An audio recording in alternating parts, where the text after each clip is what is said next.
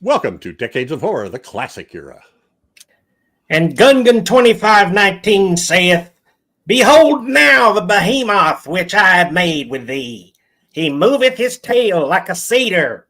Out of his mouth go burning lamps, and sparks of fire leap out from the behemoth. He maketh the oceans to boil like a pot. His breath kindleth coals, and a flame goeth out of his mouth. 200. Never mind, go ahead. This is episode 203, 203. recorded May 4th, 2025. Gruesome Magazine. It's going to be one of those shows, folks. Yep. We talked way too long before we started recording. My name is Jeff Mohr, and on this podcast, we cover the good, the bad, maybe even the ugly horror films released since the beginning of time through 1969. And sometimes we even make up Bible verses. In each episode, we'll discuss the monsters, spirits, psychos, and villains that have haunted movie-going audiences since the dawn of film history.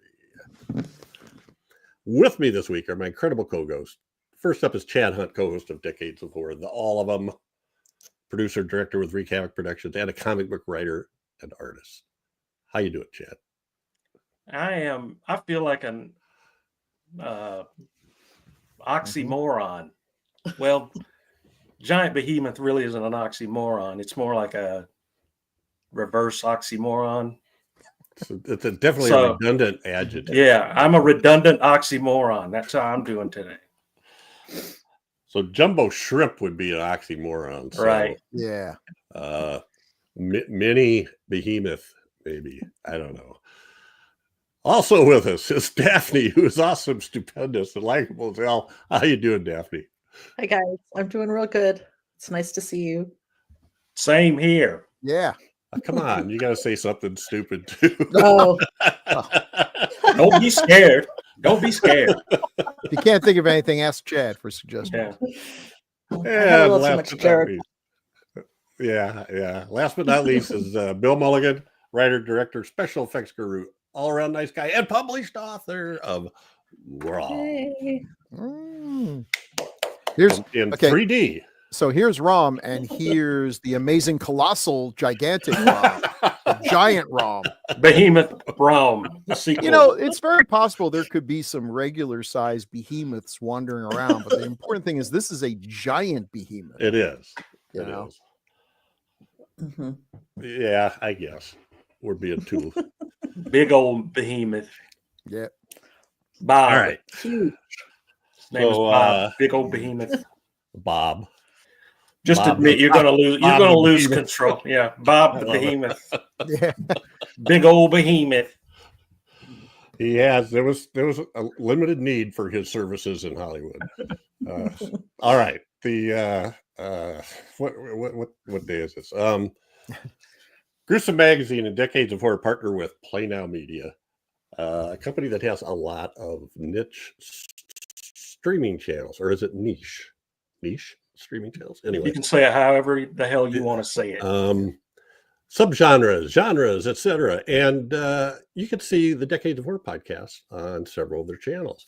Decades of Horror, the classic era, is on the Classic Horror Movie channel, the Classic Sci-Fi Movie channel, and the Wicked Horror TV channel. We also have a promo code for them. You can watch their stuff for free if you want, if you don't mind ads, and you will miss out on some premium content. But if you want to subscribe, it's $6.99 a month, and then you get everything without ads, including the premium content. And with the promo code, you get 20% off your first payment. So you get $1.40 off that first month. Or if you subscribe for a year, which is $50, you get 20% off your first year. So $10 off. And if you don't like that, tough. And that promo code is DOH60, DOH, all caps, 60. So check Make them sure you out. put a zero, not an O, not a big capital O. It's a common blunder. Yeah, and in fact, I don't think we mentioned it, but the Devil Bat was on all three of those channels. Oh, sweet. I didn't Wow. mention it last year, the last episode we did. That was last Great year. movie. And coming up, our episode coming up is on a couple other channels too. So anyway, Next year. that we'll be talking about when we do that. So sign up. They've got good stuff. Spoiler alert. How old is this? 66 years old. So we're going to spoil it. We talk about every part of the movie. So if you haven't seen this, you should go check it out. By spoiling it, we mean if you only watch the first half of the movie when they're trying to figure out what's going on. Because you can pretty much predict the ending. We'll tell you, it's a giant behemoth that's causing all the ruckus and dead fish and stuff. And you might have picked that up from the title, the poster, the trailer, you know. That's the Bible verse. Yeah. So on this podcast, we start with some basic details about the film, which I'm about to give, followed by our first impressions. And we take a look at the taglines that they thought would be good marketing for the film. And then we move on from there. Take a look at posters, talk about the actors, the filmmakers, and different scenes, what holes there might be in the plot. Not that there's any holes in the plot here. Well, but anyway, and I got so many things. I don't even know how I'm going to be able to do it. But we'll start off with our first slide, the Giant Behemoth. You know, you didn't introduce me. Oh, yes, you did. I'm sorry. Forget it. Did I? Yeah, I did. No, you totally did. You totally did. Apparently, I didn't give enough emphasis to it, though. No, that's just on me. You're so needy, Bill. I'm very needy today. Yeah. So the topic of our discussion today, or the topic, the film, whatever, the Giant Behemoth, 1959, and that is a footprint next to a 50s British car. Hot Wheels. Yeah, it's a giant. Well, I was thinking Matchbox, but okay. It could have been. Directed by, I should be able to say this in French, but I can't, so I'm going to say Eugene Laurie. Eugene Laurie.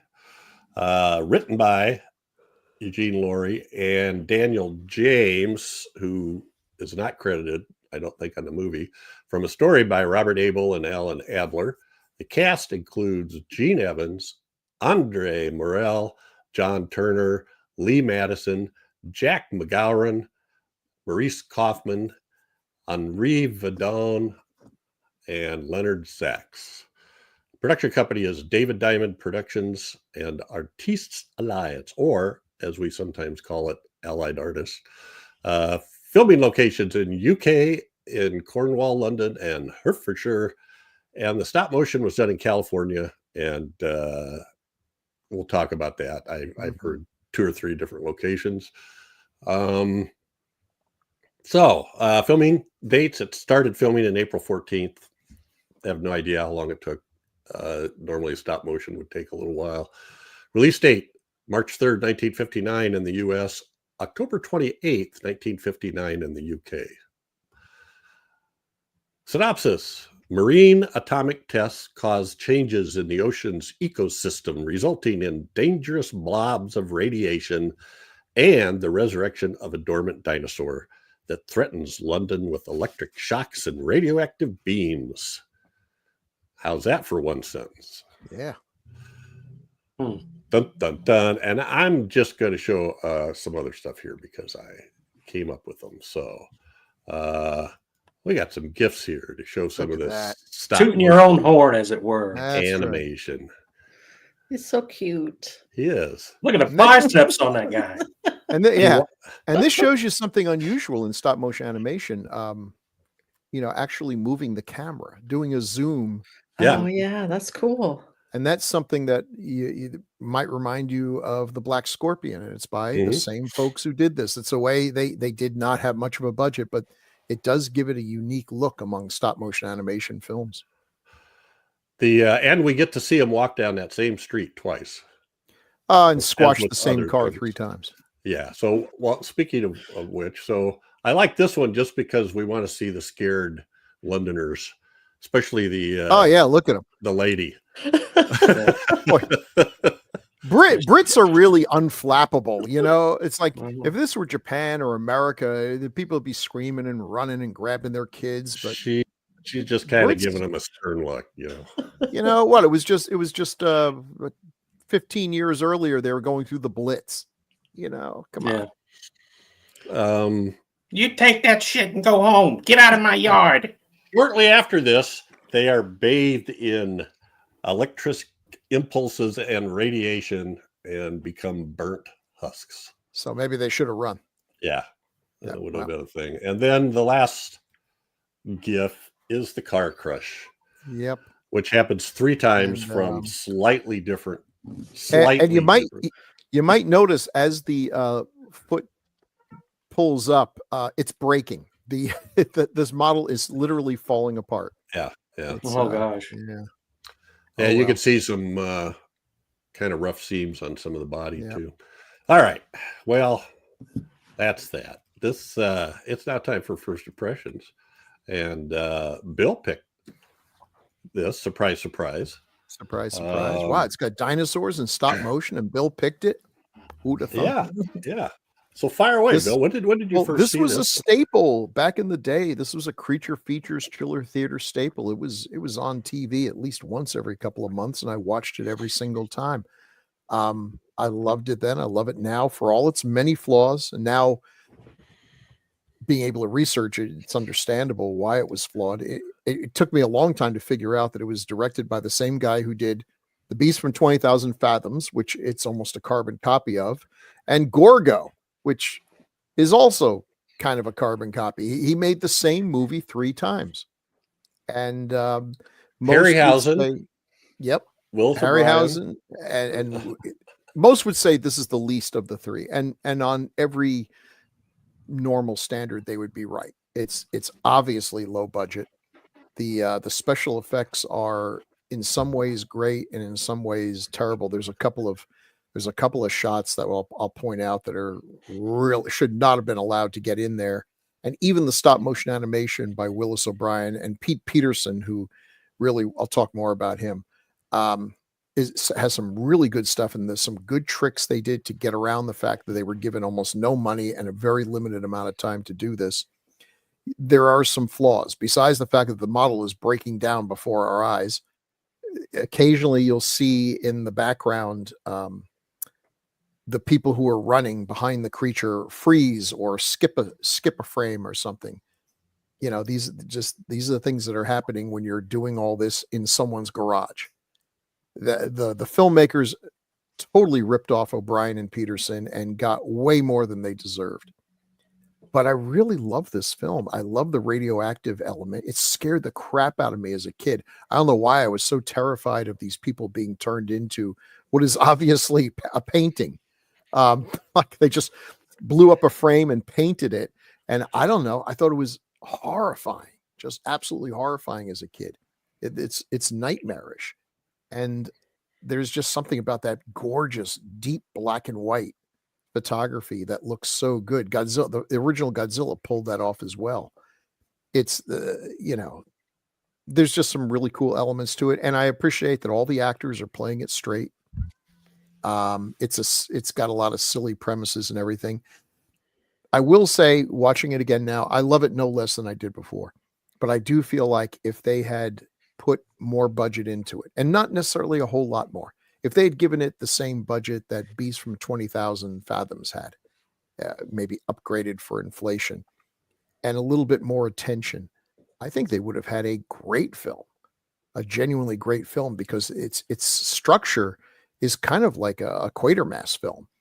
We're spending a lot of time talking science and just investigating all this stuff. The people involved are serious people to be taken seriously. They're committed to their work. And then all of a sudden, at about the halfway mark, we finally get a good look of what's causing all this. And I was joking before, obviously, if you went to see this movie, you knew what you were getting. It's right on the poster. But I like that the movie is building up the suspense. They don't know what's causing all these various things. And then when we finally get the destruction, the creature coming out and causing the destruction, it's quite good. It's just too short. And there's too much repetition because they could only get so much out. I think a few more weeks of shooting, maybe another pass through the script writing stage, and definitely more money to the excellent special effects technicians. This would have been maybe top of the line. It's hard to beat Harryhausen. But I will say some of the scenes in this, the nighttime effects, the animated searchlights, man, that's some real ambition there. It's good. It's good stuff. So if you can overlook the flaws, of which there are quite a few, this is an excellent film. I really enjoy this one. This is a total nostalgia trip for me. This takes me back to being 6 years old, watching this in my pajamas and having the absolute crap scared out of me. Which Gorgo didn't scare me. Beast from 20,000 Fathoms fascinated me. It didn't scare me. This one scared me. He didn't even chew anybody. No, he bit a car. Yeah. Stomped a car, bit a car, knocked a building on some people. Yeah. Okay. Well, thanks, Bill. He meant to do it too. Oh, yeah. Daphne, how about you? Had you seen this before? No, I haven't. And I listening to Bill talk about it. It made me think a little bit more about some things I was attracted to, but maybe couldn't put my finger on it. I think after talking with you guys about movies for so long, I was actually just really interested in learning more about the history of the movie and the people that made it, because there was something about it that was charming. And I don't know. I thought that the story was really interesting to me, although I feel like, you couldn't really get into it much. They weren't able to spend much time to it. Maybe it was too big of a story to try and bring into a small little movie, but I appreciated that, and how it brought it from what was happening to a small group of people to the larger world. I just liked the way that they did that. And yes, the black and white was great. I thought there was a lot of maybe filler or something, but that was really the only thing that I would say that sometimes I got taken out of it from that. But it was a really fun monster movie for sure. And I did also like the radiation and the discussion of kind of what might be happening, or how it might affect the world. I thought that was interesting too. So it's cool to see that those things were talked about and incorporated into horror movies and in science fiction. That's always fun to see that. Excellent. Chad, how about you? This has been one of my favorites ever since I was a little kid. 4 o'clock, WGHP TV, 4 o'clock on Saturday is when I saw this. I remember it profusely. That's not even a proper use of that word. But anyway, that's how much. Yeah. But I remember coming on, those titles came up, the Giant Behemoth, and I was first thing little Chad is saying, "What's a behemoth? What's a behemoth? What the hell is a behemoth?" Because I had no posters. I had seen no posters of this or anything. So I'm asking my parents and everybody who would listen, "What's a behemoth?" And I think one of them even said they talk about it in the Bible or something. And I was like, "Oh crap, there's monsters in the Bible." And that set off another anxiety wave. But this movie as a kid fooled me completely. I thought they were playing a trick on me. Not only did I not know what behemoth was, but I knew this creature was. I thought they were tricking me into this is a Godzilla movie. This thing's got radiation coming out and killing people like that, and electricity, and you see the spines on its back when it goes under the water. I said they're tricking me. That must be Japanese for behemoth. Must be Japanese for Godzilla. I didn't know. I was a little kid, but this became, and I'm like Bill. This scared me big time. All that talk about what is it, and it burned that old man, and all that kind of stuff, and that's one thing this movie did a good job of, was ramping that tension up. By the time you see it, you're like, wow, this is crazy. And it just turned out to be a dinosaur that radiated radiation and turned people into matte paintings, but I love this movie, and I'm like Bill too. It's total nostalgia. I remember it just takes me back to when I saw this and my feelings that I had for it then. And it's the longest 1 hour, 8 minutes you'll ever sit through. But man, I love this movie. I just love it. All the exposition and stuff like that. Mm-hmm. It's hard. It's a hard first half. I'll put it that way. But as a kid, I loved it because it got my imagination going about what is the, what is it? So yeah, this is one of my faves. I love it. So looking quickly, not that I wasn't listening to Chad, the book of Job, chapter 40, has the line, look at Behemoth, which I made along with you. And then like 5 lines later, it says its tail sways like a cedar. And then that's it. All the rest of it is totally different. The sinews of its thighs are close knit. Its bones are tubes of bronze. Its limbs like rods of iron, and on and on and on. Nothing about boiling the sea or anything like that. But anyway. Oh, sure. If you use the King James version. But... That's possible. So I like this a lot too. When I was growing up, the one I saw over and over and over again was Black Scorpion. So that was my go-to. Plus, to me, Black Scorpions are just, I don't know, they're just creepier. They're kind of in that whole spider insect thing. And you're likely to run into one as opposed to a behemoth of any size. Well, yeah. Anyway, but I like this. And I think it kind of gets shorted. There's some repeat scenes, but the last 30 minutes, especially the last 20 minutes, are almost all Behemoth, with a little bit of radiant torpedo making going on in the middle there. But there is a lot of real goofy decisions here. It's funny to me how in some ways the script is really detailed to explain some things that nobody would ever question. And then in other things, they just totally ignore it. And you're going, huh? And my example of detail is when the doctor tells them, oh, you can get dressed back there, to explain why they're wearing different clothes when they go to the cove. Nobody would have cared. But anyway. So I like it. And I think, the model was kind of, you could tell it was kind of rough around the edges, but I thought it was really smooth. It was, the stuff was fairly well done.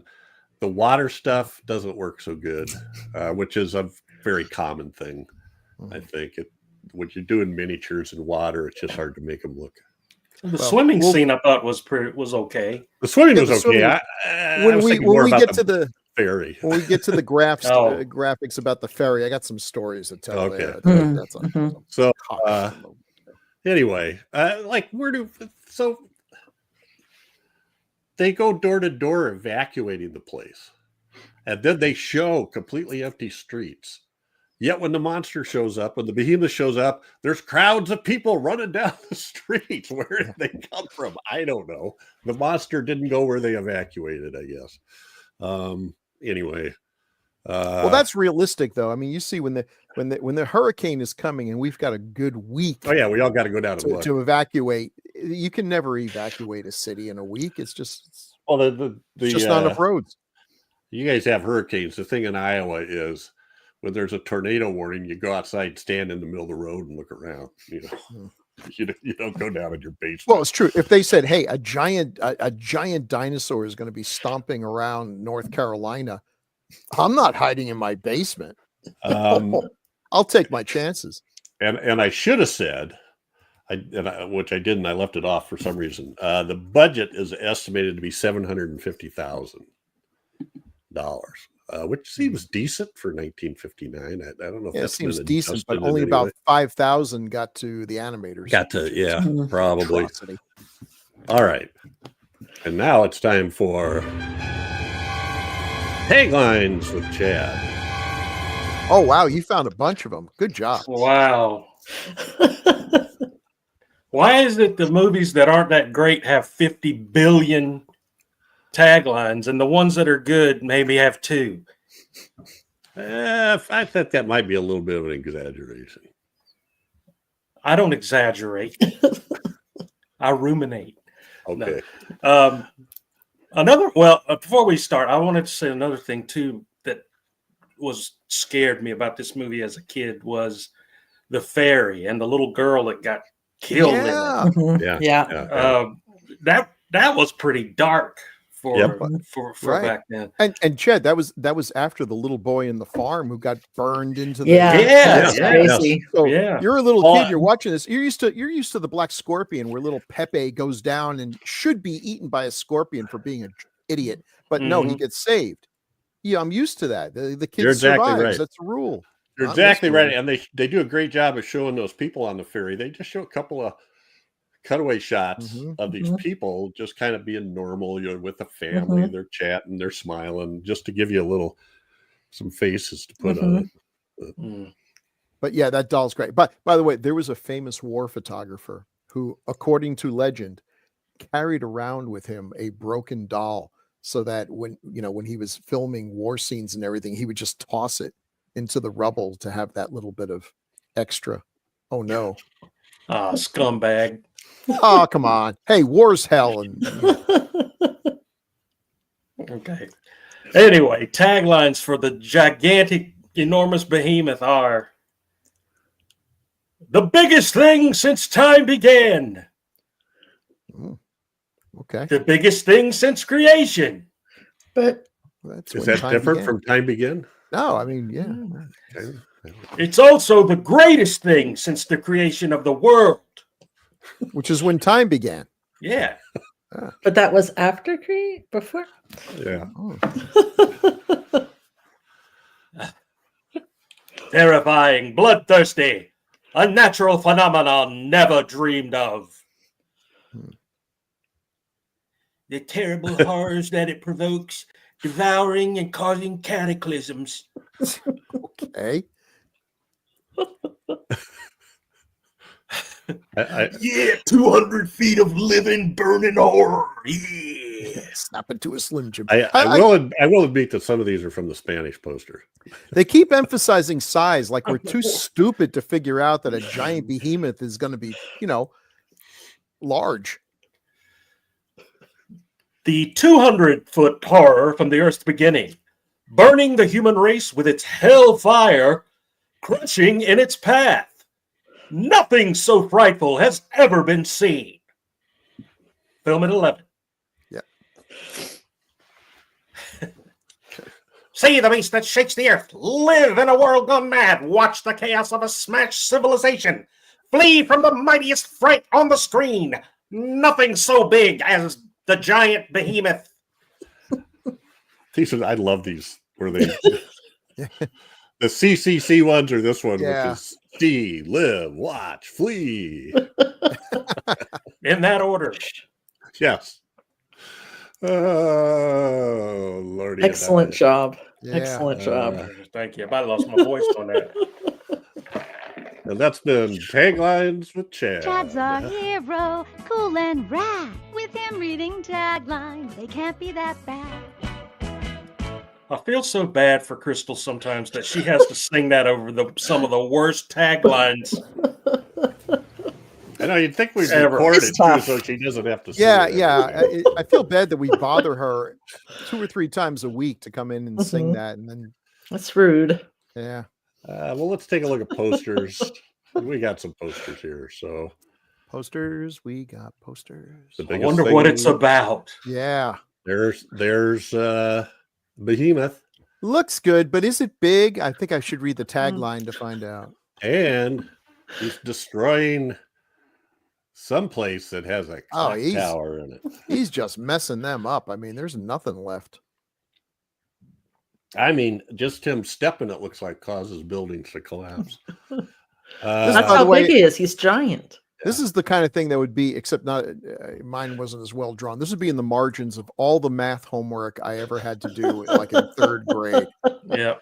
Well, if you Even the little love it. airplane shooting at the dinosaur. That's Yes, this is the yes. little details that really add up. I did the same thing in my parents' library. I would just go through and right in the corner of each one, I'd make one of those little flip animations Yeah.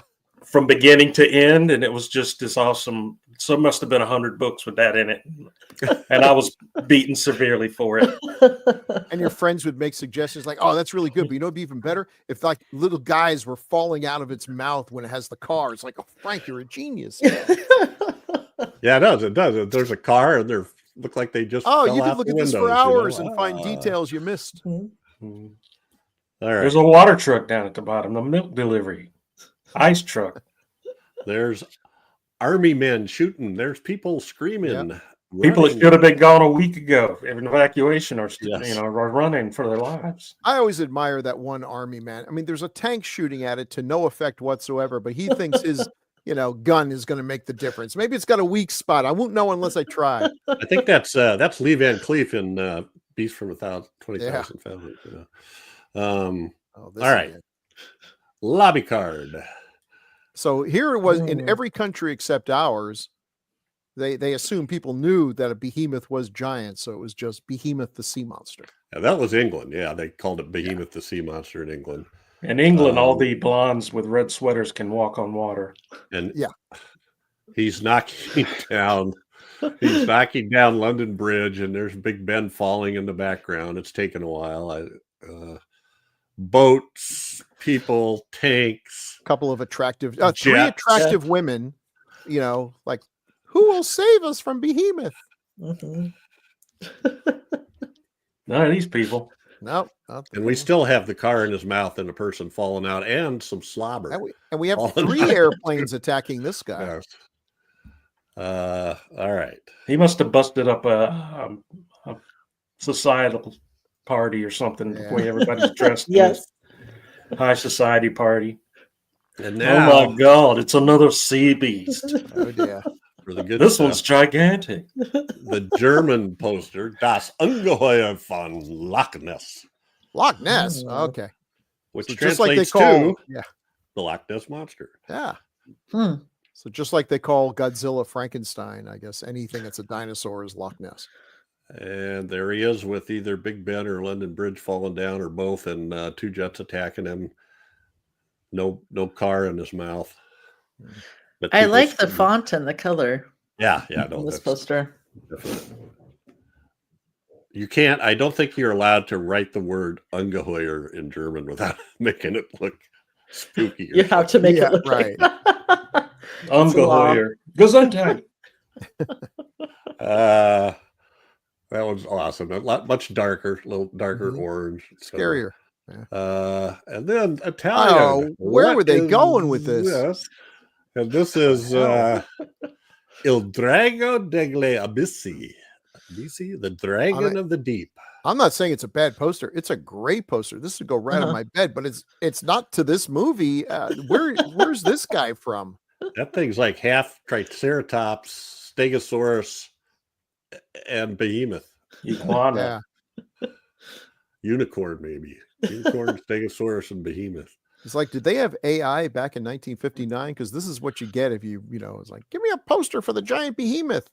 And he has whiskers on top of his head or And something. a horn. He's got a rhino horn. And, I mean, up by the fins, there's some kind of little. well, put him in the water. Put a bridge and some buildings in the background. Yeah. Okay. And put fire in his mouth. Put Godzilla fire in his mouth. Yeah. That's not all. There's another Italian poster. Oh. Ooh, bad hair day. This one's got the jets. They're U.S. jets, though, flying at them in England over London. And this army guy's not shooting at him. He's on a walkie-talkie saying, get me out of here. Get me out of here. We made fun of his hairdo, and it just seemed to piss him off. He's got those same plates on the top of his head and the spike on his nose. Rhinoceros horn. Unicorn, something. Again, look at this crowd. Yeah. There's Dean Martin in the middle, right in the middle of a song. Sort of. Yeah. Sort of.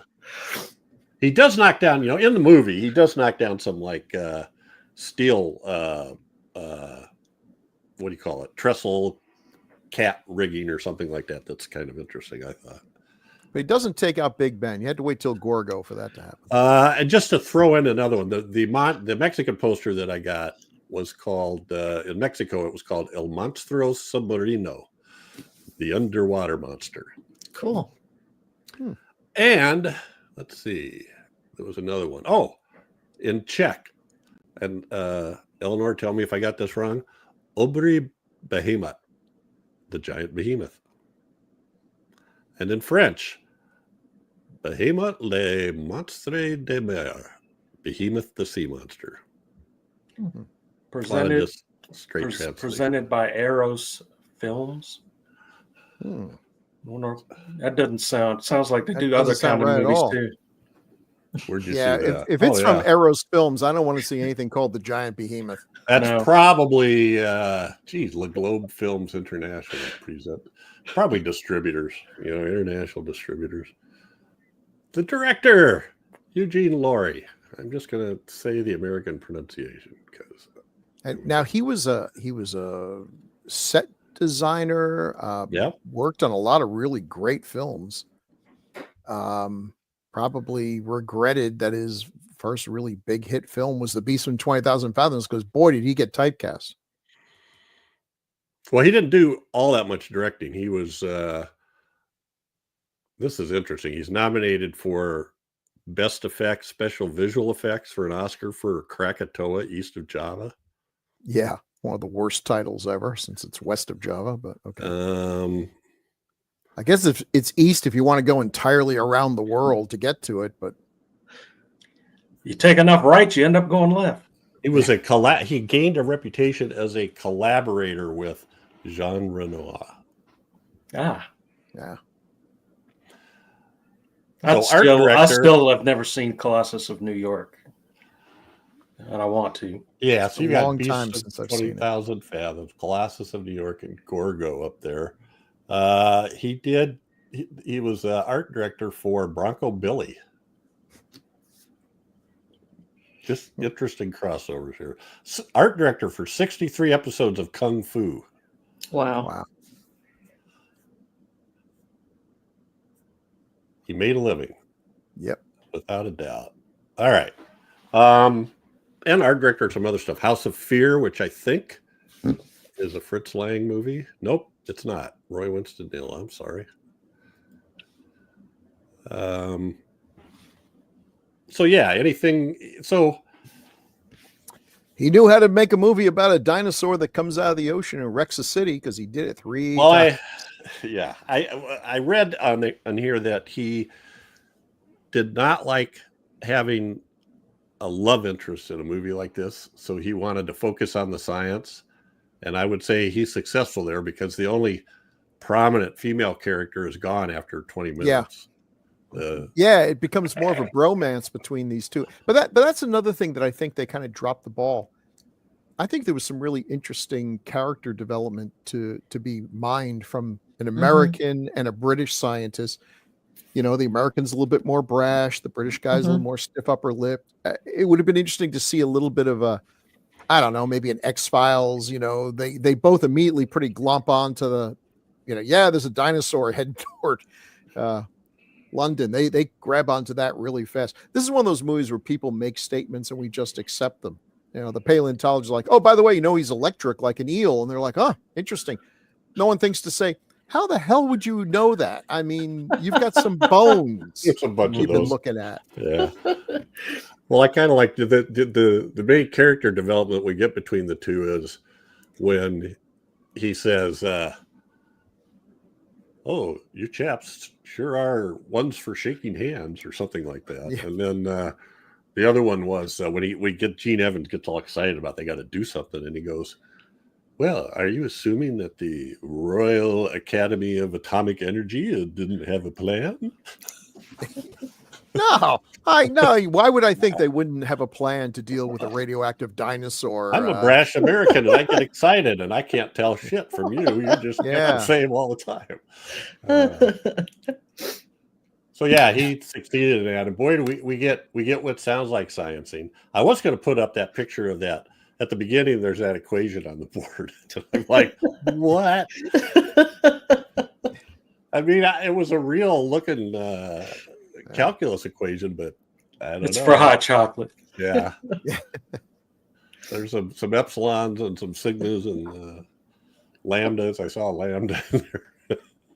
Anyway, and then the next time we see the chalkboard, it's got a real cool chalk drawing of the dinosaur. Yeah. Yes, I did notice that. Just so everybody in the room knows what he looks like. Right, with an arrow pointing at his mouth. This is the mouth. That's where we're going to shoot the missile. Again, we can't blow him up with conventional weaponry because he's radioactive. We'll get radioactive pieces everywhere. I understand, but then they blow his head off in the ocean. It's That's like, what I wow, was- you know what's worse than having radioactive pieces all over the land that you got to pick up and dump? The ocean. And he says that. Yeah, especially that's how he started the film. Yeah, he uses the ocean as the example of how it's the and so what does he say? It's like the amoeba. For every part in the algae, then there's 20. What was it? 2,000 parts in the fish. No, 2,000 parts in the plankton. Then there's 40,000 parts in the fish and 500,000 parts in the birds. Yeah. I'm like, what? What? Yeah. But just realize the movie that really owes this film a tremendous debt is Reptilicus. Because Reptilicus now kind of feels like a remake of the Giant Behemoth. We've got this dinosaur. We get little bits and pieces of it. It raids a farm. And then it shows up, and no, they can't blow it to bits because it grows into brand new dinosaurs from little tiny bits. So, Reptilicus is a terrible movie. Have you guys done Reptilicus on this? We have. I don't think so. Okay. We so here's Gene Evans. He's one of my favorite guys. Yeah. He plays Dr. Steve Carnes, I think. He's a doctor. And there he is next to Andre Morel, who, well, wait, you've got some stuff on Andre Morel later. This guy's clearly the American. Look at him. He's a brash beer drinking guy. Well, all you got to do is look at him and you can tell what did he play most of the time. Guys who punched other guys? Yeah. He was kind of a gruff character. Well, that's not true. He played the father in My Friend Flicka, which I thought there was seasons and seasons of that because it played every Saturday when I was growing up. It only had one season of 39 episodes, but guess what? One episode a week lasts for 9 months. Right. and by the next year around, you've forgotten which ones you watched anyway. There's a show about a horse. There's only so many plots they could have. After a while, it all. He may have been the dad, but I'll bet if anybody messed with Flicka or his daughter, there would be some punching. So y'all remember what other movie we did that he was in? I do. I remember the movie. What was it? I can't remember the name of it. Donovan's Brain. Yep. Donovan's really? So that's the shot up at the top of him in Donovan's Brain. And I was reading about him. He said his eyesight was absolutely terrible. This was the only movie where he was allowed to wear glasses. He said how interesting it was to be able to see the other actors' faces when he was acting with them. So there's Lou Ayres that you can see through the brain terrarium, I guess, aquarium. And Nancy Davis.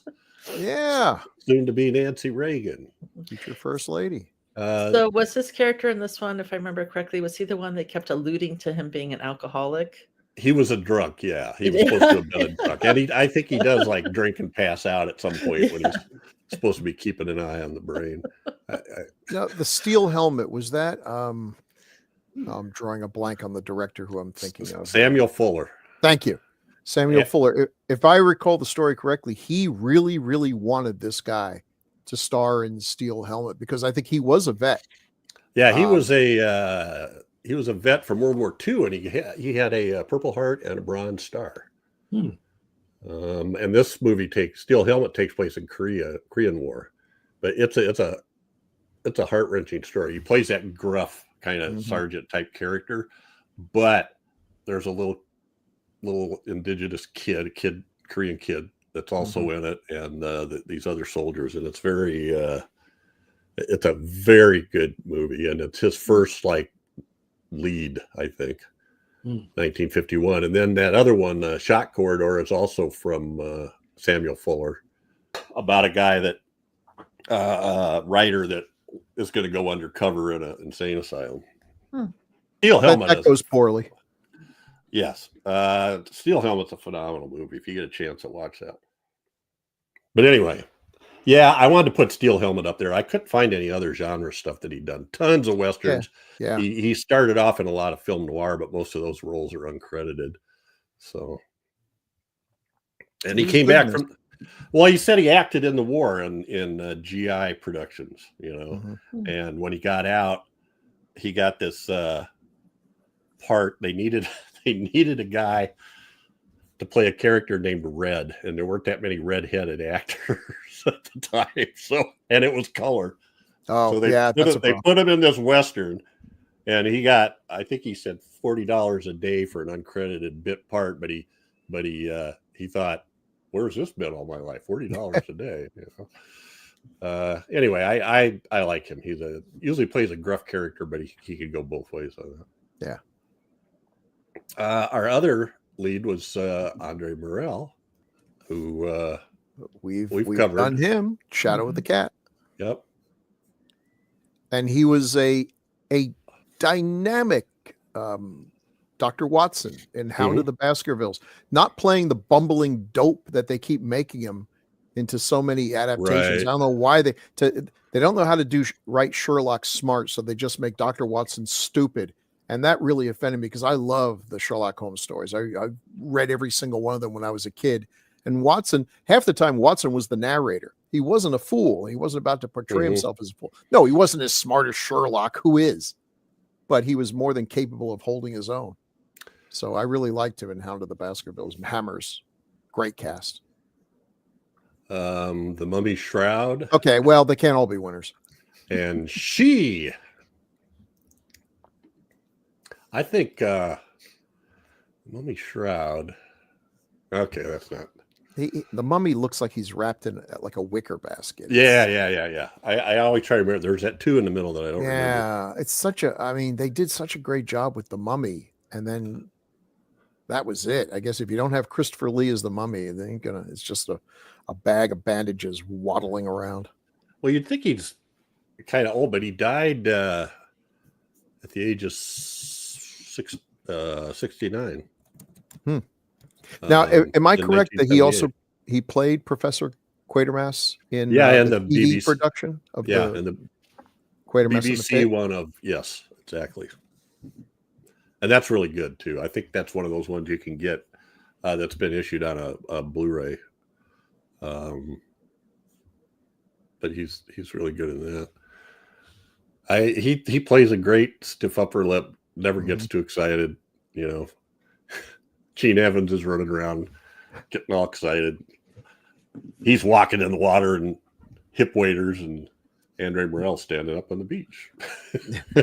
I'm not going down there. Anyway. He was in 1984 too, right? Yes, he was. Yes. Was. Mm-hmm. Exactly. Good catch there, Daphne. The BBC production. Mm-hmm. Yeah. With Peter Cushing, Donald Pleasance, etc. Good actor. Well, we also have the kind of nutsy paleontologist. I love this guy. Yeah, I didn't realize until I looked it up. I don't know why it wasn't obvious. He was the professor in Fearless Vampire Killers, where he was so over the top, and he was the director who gets killed in The Exorcist. Yeah. That's, really? Oh, yeah. Yeah, he's this kind guy's of drunk. been in a hell of a good movie. He's a kind of a chameleon type actor. Yeah. Yeah. Really now, I really liked him in this movie. He's meant to be a little bit of comedy relief and everything, but that little tiny monologue, again, I wish there was more of this in the movie. That little monologue he gets when he realizes that there's a dinosaur, an actual living dinosaur, and he takes off his glasses and he speaks for all of us. He speaks for every kid that was watching this. It's like, I always thought that somewhere they were alive, but I was afraid to say anything because people would laugh at me. It's like, dude, I am so with you. I knew this would happen sooner or later. I'm just glad it was in my lifetime, you know. And then when he's like, "Oh, you'll have to destroy it," and he's like brokenhearted and like, yes, it is sad, but it must be done. Well, I didn't like it. Didn't like his death though. Nah. No. He had a bad death. I didn't like that. Mhm. Oh, He deserved a little something better than that. Yeah. just, At least he got to see the dinosaur before he Mhm. died. Yeah. So we got that going. Yes, I thought it was cool that they went there though with him, because we all felt it when he died. It's like the one guy who Yeah, you really, Yeah. you know. Yeah. Well, paleontologists are just kids that kept loving Mhm. dinosaurs their whole life. That's Right. It's been a long time since I saw the Fearless Vampire Killer. It's, I'll tell you that movie, boy, it's tonally all over the place and a bit of a mess, but it is absolutely gorgeous. If you get to see in a good print, it's like if Hammer was given a tremendous budget. It's just so scrumptious. It looks like Polanski was trying to do a Hammer movie. And it doesn't completely work. The humor is a little weird and everything, but boy, it is just one of the prettiest color palettes. And man, Sharon, what a shame. He's great though. He's hysterical. He's really, really funny. So he's got a really good comedic touch. Mm-hmm. He was also in The Quiet Man and Darby O'Gill and the Little People. Oh, was he now? Yeah. And I wanted to mention Andre Morell was also in Ben-Hur and Bridge on the River Kwai. Ben who? Him. I like that these guys were in great movies. I mean, like when they talk top 50 movies of all time, Ben-Hur and Bridge on the River Kwai are definite contenders, but they weren't ashamed to be in The Giant Behemoth. Mm-hmm. And they didn't just phone it in either, They played their role, cashed their check, and walked out with their heads held high. So we've got some, Bill, you got some monster pictures here. I do. Now, when these guys walked out with their heads held high, they prayed to every god there was that when they finally got to see the movie, they would get something like this and not the giant claw, because you never know. Well, you're just acting in front. Hey, we're going to put a monster here sometime. You're like, oh, I hope it's a good one, because, And the giant claw. The giant claw. They wanted to get Harryhausen. Obviously, they did not. No, they didn't. This, what's interesting looking at this makes me feel that they were doing here what Harryhausen also did. I wasn't, really aware that O'Brien had adopted this. This looks like the reality sandwich that Dinorama is, this top photo, where we have real things happening in the front and the dinosaur in the background. Although the way it was filmed, I think, and I'll probably get all kinds of letters from Ralph Miller telling me if I'm wrong, that what they do is you film the dinosaur. All the stuff that looks like it's in the foreground is actually in a rear projection. Mm-hmm. But by matting it out, you can put the dinosaur seemingly behind the actual background. It's behind the background. It's confusing, but otherwise you got to do matte paintings, which they just could not afford to do on something like this. Except for the killed people. As far as the design, the creature, you'll notice you can see a lot of seams. This was made over an armature. We got some pictures of that too. And built up, the build-up method, you're actually like imitating the muscles with foam rubber, dental dam, all kinds of tricks. And then you cover it in a latex skin, which, looking at the texture of this latex skin, it wouldn't surprise me if this was modeled on like actual iguana or lizard skin or something. And you could see sometimes when I'm looking at this, it looks like elephant skin or something. Yeah, you could see where, it's kind of a little patchy, but then again, the animal's dying of radiation poisoning, so maybe it would be patchy. Yeah. Sure, there's the ticket. A curious choice design, though. I mean, and somehow this kind of works against it. It's a quadruped. It looks more like a brachiosaurus, where it's got her nerding out here. It's got larger front legs than back legs, not like the apatosaurus or brontosaurus, whatever you want to call it. I think it's a cool look, though. It doesn't have the personality that Harryhausen was able to give his creatures. And that's something, a lot of people have done dinosaurs and everything.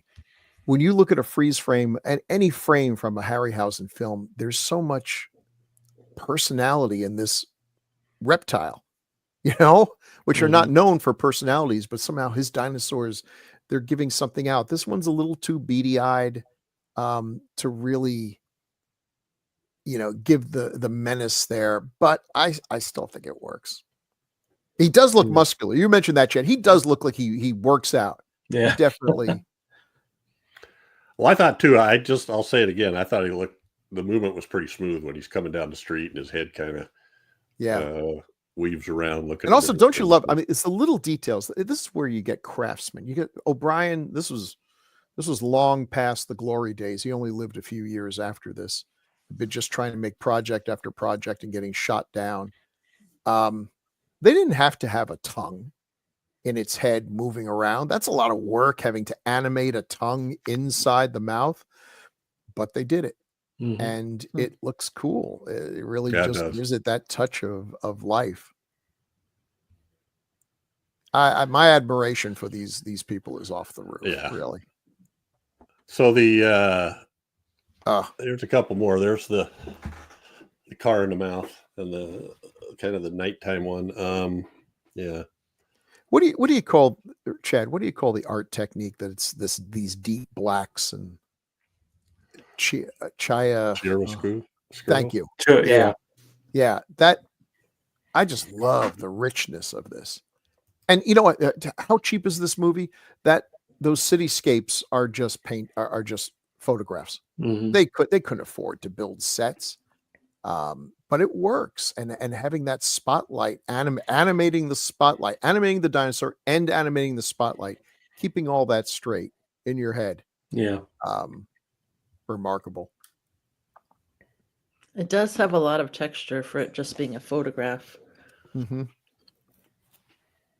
Maybe it's that technique you were talking about with the blacks. Yeah. Just looks good.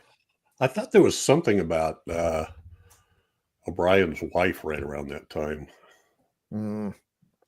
I don't think it was around. Or before that. Willis O'Brien had a very unhappy marriage. He had two young boys. His wife, who was quite ill, I think with tuberculosis or something, shot herself and the boys. The boys died. It actually drained her lungs and she lived longer. Just absolutely horrible. He was a hard drinking guy and God had reason to. It's just one of the saddest stories. He did Kong. He was on top of the world. He was so good. And then Mighty Joe Young was about the only good thing that happened afterwards. And then it was lots of projects, so many ideas, one of which got turned into Valley of Gwangi. But by that time, I think he was gone.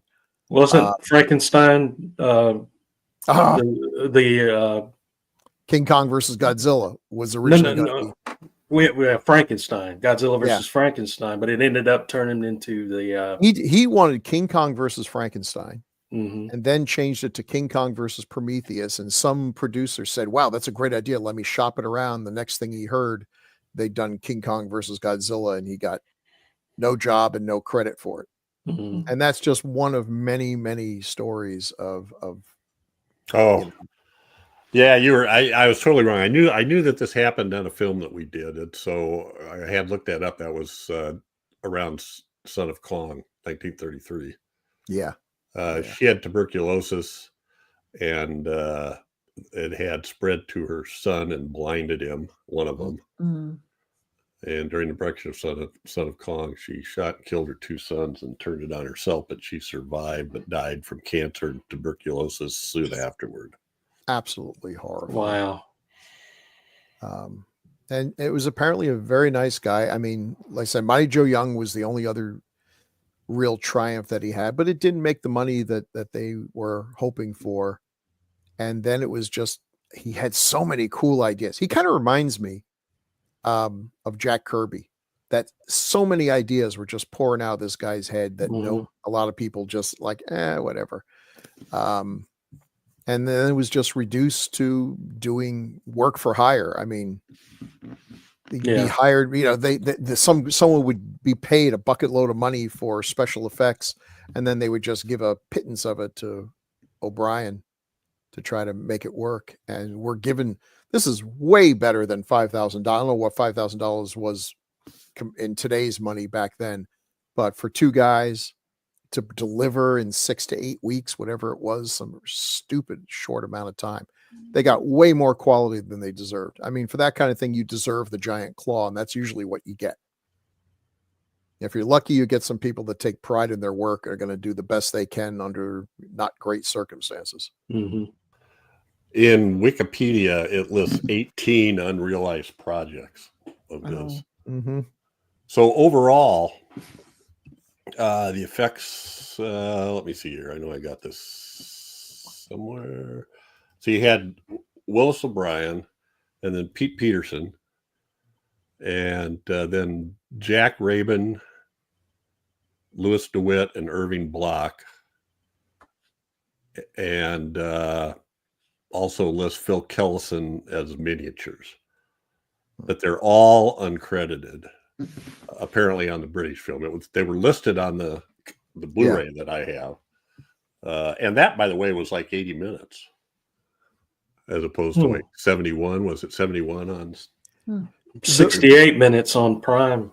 Apparently, the British, at least one British version, cut out the entire ferry sequence. Interesting. Well, that's because of the kid. Well, maybe. I'll show you some other reason there, but this is Pete Peterson. So that's Willis O'Brien, Pete Peterson up at the top. Peterson's a fascinating character. He worked that middle shot there. He's working on Mighty Joe Young. Now, Harryhausen, I think, did the majority of the animation on Mighty Joe Young, but Peterson also did some good stuff there. And gorgeously animated film, really smooth and able to give so much personality to a hunk of rubber. Pete Peterson had, I believe, MS. Yeah. And toward the end of his life, couldn't even stand.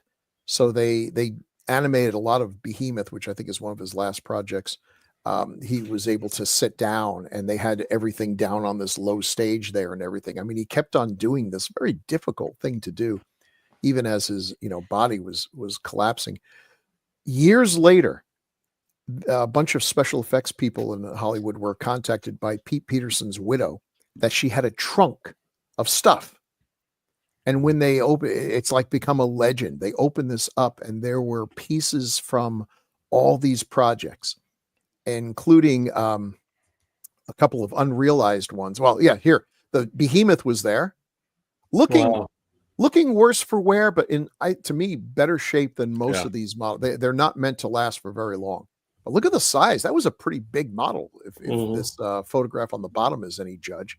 But go back to the earlier one. I just wanted to show they also found a reel of film, some stuff that he had done. It had been sitting there and had been falling apart. If you go on YouTube right now, look up the Las Vegas Monster. And it's this middle one, an idea of O'Brien's and Peterson's of a monkey shot into space, comes back mutated. I think that was the premise, and grows into this giant monster with tentacles. There's a gorgeous sequence that he animated as a proof of concept, and it's absolutely fantastic. And then there is a fragment of color film for a project called The Beetlemen. And it's this picture on the left where these astronauts go into space wearing these exoskeletons, but because of a decompression problem, it fuses to their body and they become these mutated Beetlemen.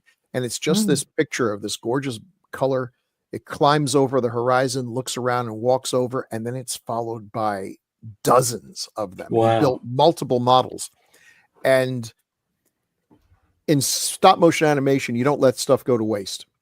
A lot of people are brokenhearted to find out that Harryhausen took the Emer from his movie and made it into the Cyclops, which then got made into the Troglodyte. I mean, you're not going to let a good armature go to waste. That's a big part of the cost there. So they took some of these Beetlemen armatures and made it into, I know the one that for sure, the Beetleman from Flesh Gordon is over an original Pete Peterson armature, I believe, animated by Jim Danforth. So a really interesting guy. I don't think there's ever an interview or anything anywhere. I mean, a really cool life. Wish he'd been able to go on and do more because he really had a talent for it. He was a really good animator. And I believe he did almost all the animation for Behemoth. By this time, Obi was really past the animating stage. Do you think there's a reason that O'Brien didn't get, Harryhausen ends up sort of getting his benefactor with Schneer as the producer, but that never happened for O'Brien. I think Harryhausen was a more gifted animator, but you can't take anything away from O'Brien. No, he never found his Schneer. He never found that one producer who would do the dirty work. O'Brien had a lot of great ideas, but getting someone, being able to sell them and, maintain the ability to work on the project. He was not a businessman, I guess. He really needed someone to do that. I'm not sure. I think he may also have come up with the idea for the Beast of Hollow Mountain and then got completely cut out of working on it. I'm not sure about that, but I think I remember that too. Mm-hmm. There's just so many sad stories of this guy. He was a good artist. He was a great artist. He had a lot of cool ideas, but no, Charles Schneer doesn't get the credit. Without him, we wouldn't have the Harryhausen films that we have today. So yeah, you did mention his trunk. Now, who is that sitting there? Is that Dave? I don't know Murin? I don't know that that's Murin. I think it's actually someone else. But yeah, Murin was one of the people who I think may have been involved in getting that trunk and stuff. I think he has the Behemoth at the very least. These things are really hard to maintain because foam rubber is organic, and what's organic rots. It starts breaking apart, and you could see the model was breaking apart while they're working, and that's not unusual, especially at the joints, like with the feet and everything that are moving around a lot. You just have to constantly repair them. They didn't have time. They just didn't have the time to do that. All right, then what else did you have? Oh, we have radiation. It's radioactive. And that fish light up. And now, I dug that whole section with the fish, although it probably went one fish too long. yeah, we got the point. But little touches again. Chad, you remember being a kid watching this when that guy's walking down the street covering his face with a burned hand. Yeah. Damn. But that one got me too. Got me too. Yeah. Well, the not so much the army soldiers, yes, but also that group of people that were standing on the corner. But the kid on the island, that was the one. That's the one that they chose to show, not his dad. Yeah. That just looked like they were just crisp. Well, like incinerated to a crisp. That flash. And by this time, by 1959, we had seen, the pictures from Hiroshima. We were aware of what atomic radiation could do. But boy, this one graphic. It's, it's kind of, it was a dumb idea. When they show the picture, that's great. But then they zoom into a close up, and you realize it's obviously a photograph because it doesn't zoom in as it would if it were an actual three-dimensional scene. But oh well, I don't care. It scared me. That's all it had to do. Well, I think because he talks about stuff like that too. That Carnes in his lecture at the beginning talks about I'd sort of mentioned it, the different levels of radiation and how it magnifies. You get it in the plankton, and then the fish eat tons of plankton, and then the birds eat tons of fish, and we have no control over. There's no dispersion pattern; it's everywhere, and so there was sort of a hidden message, although kind of fuzzy scienced. A lot of this reminded me of the original Gojira, that they took stuff like the old man there at in the fourth picture. Reminded me a lot of the old fisherman guy that they went in, and he's the first one to say Gojira. Yeah. When they were asking him what did it, and he says Behemoth, and that and the radiation breath and that kind of thing. And I guess that's another reason why I like it so much, is because it reminded me a lot of Godzilla. But yeah, that one picture of that guy walking down, that is, and they lingered on that, they lingered on it, and you're going, is he blinded? Is he what's wrong with him?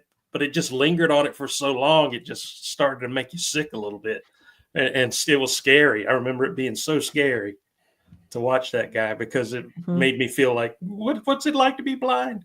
I remember I was only 8 or 9 when I saw it. So, yeah, and then Bill's got not all effects are. All right, I just want to point out. Look at the bottom picture on the lower left side. That is the wood and metal mechanism that is holding this immovable head rising out of the water in full damn view. So I'll tell you, one of the biggest disappointments of my life, when I was a kid, I had a Super 8 projector, and for Christmas and birthdays, people would buy me those little Castle Super 8 reels. Yeah. 50 foot, usually not very long. And I got the Giant Behemoth, and I couldn't wait because I also had a little editor, and I could go frame by frame. And I was so into stop motion, I would go frame by frame. I could see how far they would move each frame. It was really cool. And then when you get the Giant Behemoth, the entire thing you got was just basically the attack on the ferry, which is not stop motion. It was a mechanical head. It was not built by O'Brien or Peterson. And I'm told, or it's been written, that it actually could open its mouth and close its mouth and do more than just bop into things, but they broke it on the morning they were going to be filming, and they couldn't fix it. The cables broke. So all it could do is sort of smack into, and then you have those terrible little Hot Wheels things falling into the water. And I almost can hear the bloop as they do, because no attempt is made to make, to even add a little surfactant to the water to make it kind of break up. It just looks like a toy, and not a very big toy falling in the water. Well, let's take a look at the boat. So one of the things that got me was first we're introduced to all these people on the boat. You get the opening shots of them. You start to little girl with her doll, a couple kissing, and then the monster comes and tips the boat over.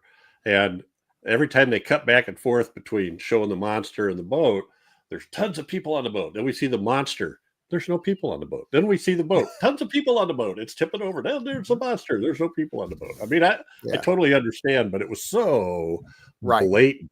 Just seemed like they could have shot it from another angle, maybe that would have. But Chad's right. The editing, the choices of shots, when we do see the people, especially once the little doll in the water, okay, maybe the little girl could swim.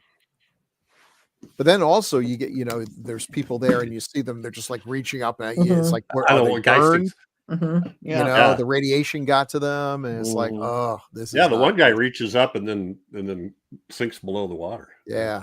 That's well shot. But boy, that was a very disappointing effects sequence. But still sort of heartrending in terms of showing the aftermath in the water. But you can see the difference in budget between this and Beast from 20,000 Fathoms. I think one of the problems is it's too long before we see any of the creature. In the Beast from 20,000 Fathoms, we see him knock over a lighthouse.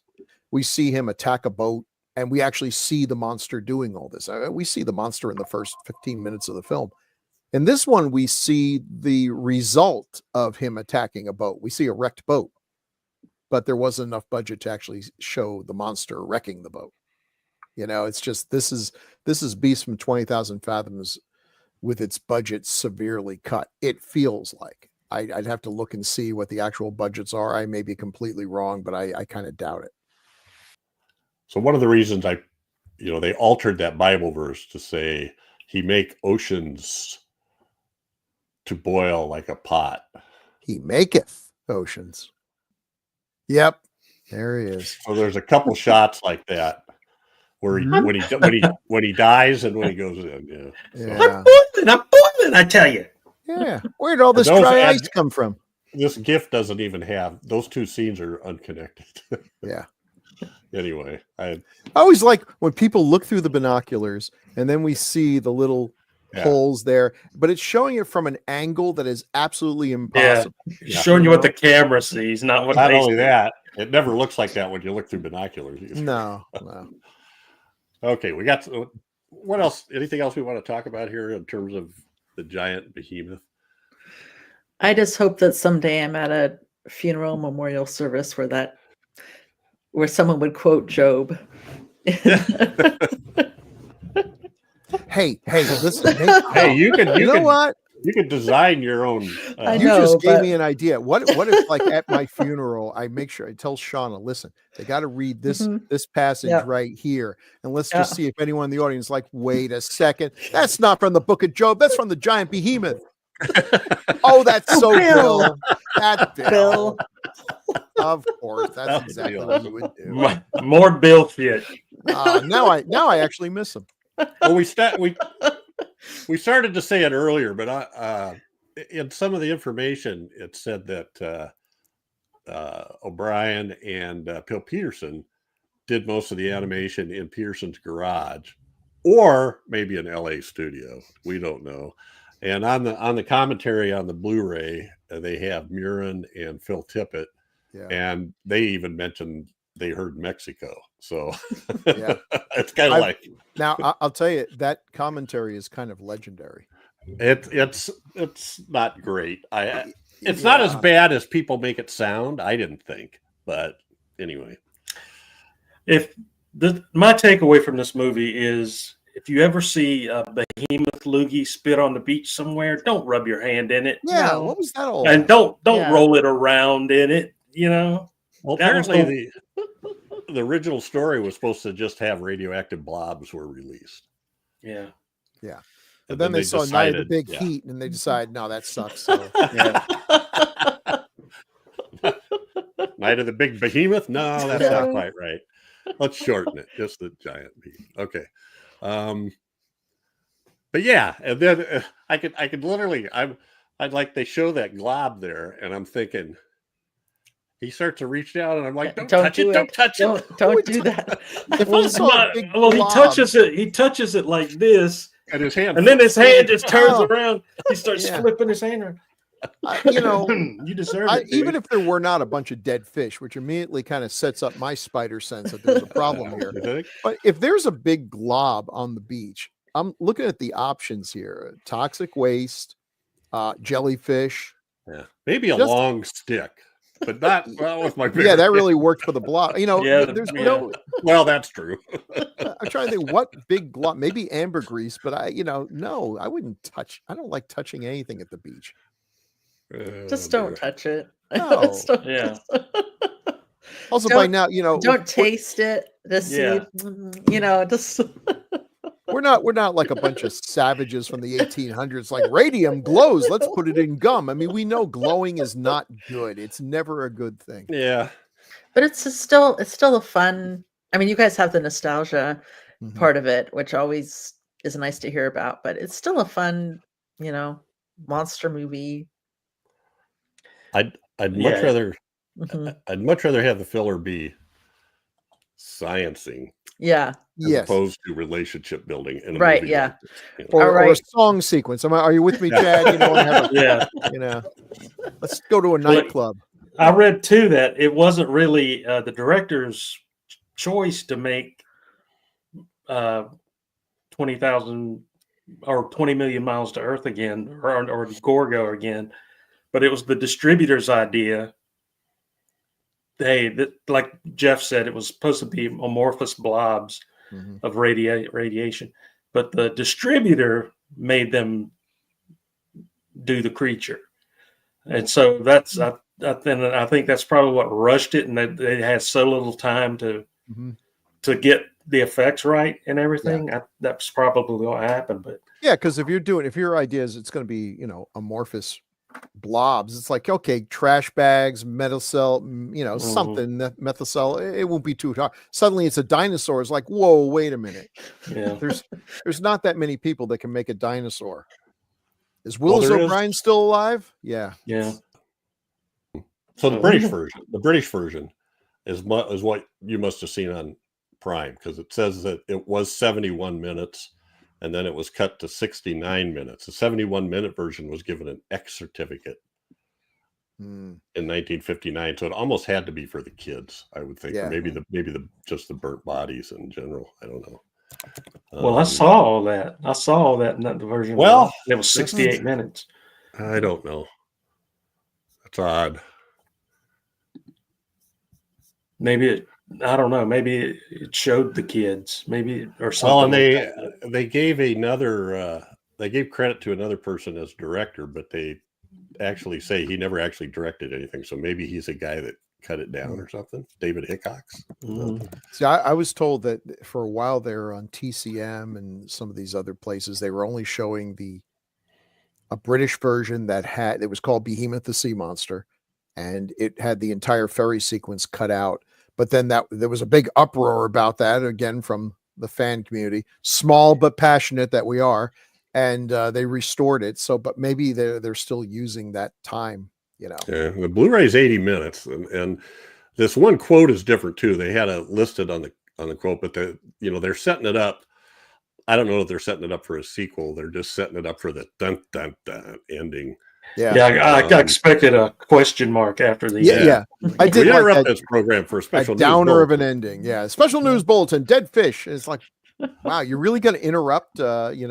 Received a report from America that mountains of dead fish are washing ashore along the coast from Maine to Florida. There's no happy endings here. We now return you to your normal. In typical American fashion, they're just grabbing them all and quickly turning them into canned tuna. Yeah. It's all going to be cat food. Cans are blowing. Yeah. Or there's this new company called Soylent that might be. Okay. All right. I think we're done with this. We're just kind of we do have some feedback. We're beating a dead behemoth. That's right. I had fun with it, Bill. So I'm glad you picked it. Come on, it's fun. Yeah. Thank you. Yeah, it's a lot of fun. You give me a chance to pick a dinosaur movie. It doesn't even have to be good. I'll probably jump at that opportunity. And that's what we're doing on 70s next, as a matter of fact. Who picked the last dinosaur? I don't know. That's right. All right. No, who did pick it? Bill picked it, right? Yeah, of course. Yeah. Episode 201, Kirineko from Gregory Crosby. It must be Chad's turn. Absolutely love this film. I saw it and Onibaba the same week several years ago at Film Forum, and both were instant favorites. When I hear the phrase J-horror, I don't immediately think of Ringu, but of these truly gorgeous, truly creepy films. Highly recommended. P.S., which means postscript, by the way, I hope someone reads this comment in the voice of Thunderhead Jones. That guy? Hey, why that guy? We don't know how he sounds. All right. Never heard his voice before.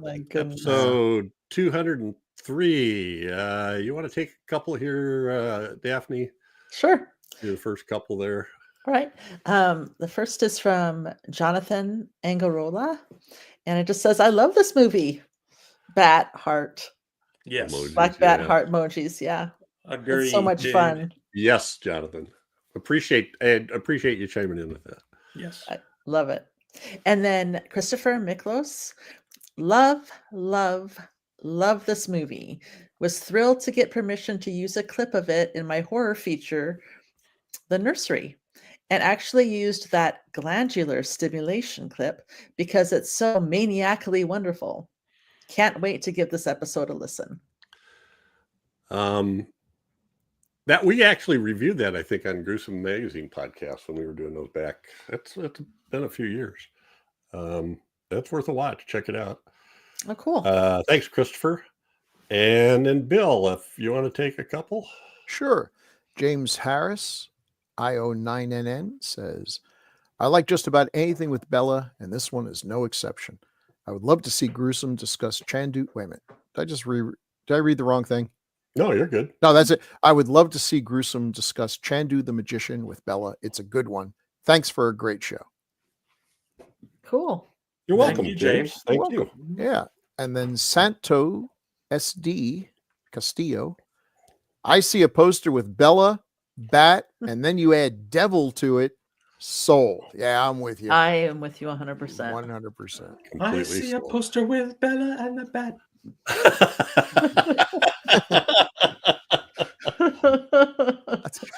We might have to pay for that. Yeah. That was good. Very good. And lastly, on episode 203, The Devil Bat, which just came out yesterday, from Jose Luis Herrera Lapron. Chad? Jose says, man, I love this little film. I first found it in one of those $2 VHS cheapo bins in a Woolworths when I was in college, probably 1988. Was Woolworths still around then? Mm-hmm. Okay. Patty melt for me, please. It's cheap and cheerful and just works. Not even the wisecracking reporter trope, which I usually find grating, works here. Imbecile, bombastic ignoramus. Everyone seems to be having a ball, and this is near the top of my Poverty Row favorites list. It was the first DVD I purchased when the format came about, a double feature with the dreadful Scared to Death, and I still own it. The Kino Blu-ray from elements provided by Greg Firmanek of the 3D Film Archive is a joy, and I watch this every Halloween season. Nice. Oh, thanks, Jose. Isn't it funny that a little low budget movie from Poverty Row has, just stayed popular for so. There's just something about that film that resonates. I knew people would be writing in how much they love it. Hard not to like it. I was talking to somebody about it just earlier this morning. About Devil Bat? Yeah. Yeah. Speaking of Poverty Row, well, this wasn't a Poverty Row picture. I take that back. There was actually a movie in 44 called Two Man Submarine. I'm just throwing that out there. Here, let me throw it back to you. All right. Thanks, everybody. Thanks, Jose. Thank you, Santos Castillo, James Harris, Christopher Miklos. Christopher, it's good to hear from you again. Jonathan Angarola and Gregory Crosby. Yes. Thank you. Thank you very much. Thanks, guys. We always appreciate that. Plenty of ways to stay in touch. You can leave comments on the Gruesome Magazine YouTube channel, or you could go to the Gruesome Magazine's H&R and DOH podcast Facebook group, or send emails to feedback@gruesomemagazine.com. We will get all of those. Let's see here. I was going to mention, when I grew up, the junior high school was 2 blocks from Main Street, the downtown, when downtown business districts were the place. And there was a Woolworths and a Penny's and a Maid-Rite shop there. And that's where everybody went after school. You go to the Maid-Rite shop, they had the lunch counter.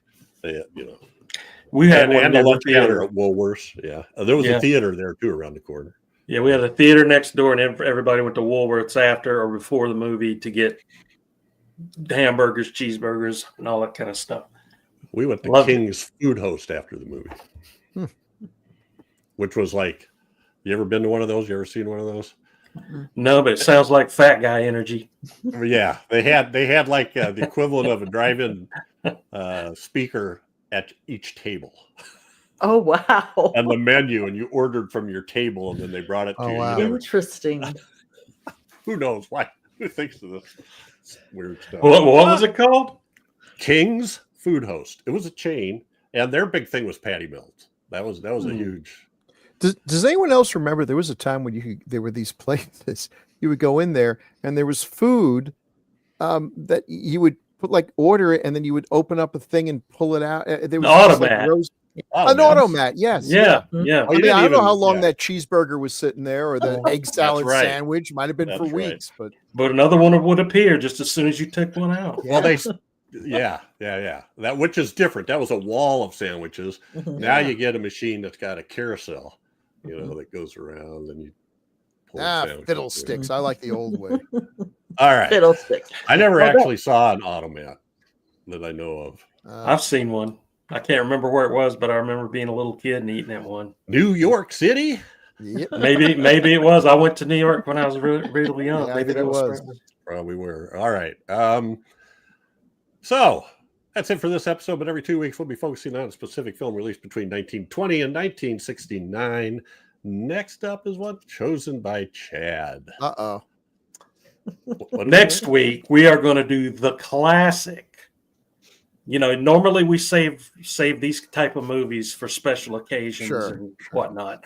But we're going to do from 1961, Werewolf in a Girl's Dormitory. Also known as Lycanthropus. Bophus? Lycanthropus. Oh, you didn't. Werewolf and a Girl. That sounds like a wacky hijinks. Werewolf in a Girl's Dormitory. Isn't that the sequel to I Was a Teenage Werewolf Man? Werewolf. We'll find out, won't we? Seems like that would be the next stage, wouldn't it? I have never seen this, but Well, goes to college. And that's available. I believe that's available on Classic Science Fiction Movie Channel and Classic Horror Movie Channel. There's a lot of movies that the whole premise is a vampire and a girl's sorority or something, but usually you have to watch the movie to figure that out. This one tells you right in the title. Yeah. It's a girl's dormitory, and by gosh, there's a werewolf lurking around. Where? The girl's dormitory.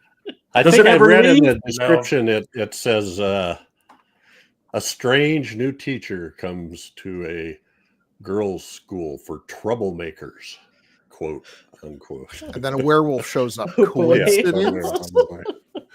A strange new teacher to girls' school. That's all you need, really. I mean, I'll bet all these female troublemakers are above average in the looks department. Just maybe it's a female werewolf. Well, could be. I guess I haven't seen this movie, so I guess we'll find out. So thanks for picking it. Yeah, I'm gonna keep you to that after we finish. No, I'm kind of looking forward to it. It was the title that put me off, but the title screams piece of garbage, but sometimes you never know. Yeah. All right.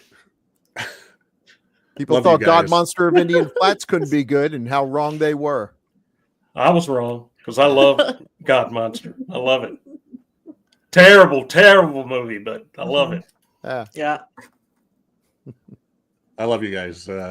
Thanks to everybody. Hey, we're back on schedule. What's up with that? Don't tell anybody. Thanks to all the Grue believers, and say good night, everybody. Night, everyone. Good night, Good night, everybody. everybody.